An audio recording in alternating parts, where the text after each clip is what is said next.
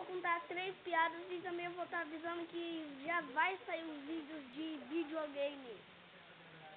Uma das coisas que eu vou trazer é vídeo de zombies, Killzone, Gran Turismo e também que eu posso trazer, deixa eu lembrar o que eu posso trazer. É assim, né? Vai ser o Zombies, o Killzone, Gran Turismo e mais alguns lá, tá? Ah, tem o Batman Arkham Knight. Eu perdi um dos controles eu emprestei, gente, e agora eu não posso jogar de 2 com meu irmão.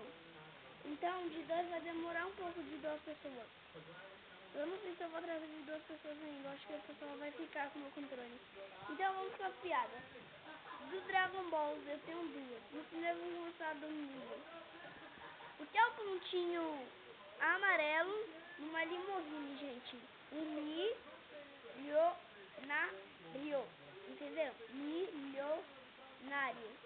Milionário.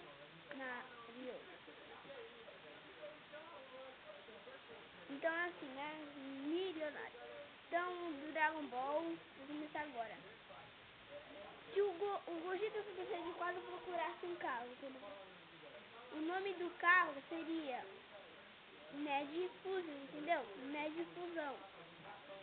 É um nome bonito essa daí. E se o Vegeta, a comida preferida dele, sabe qual que é, gente? Vegetal. Vegetal.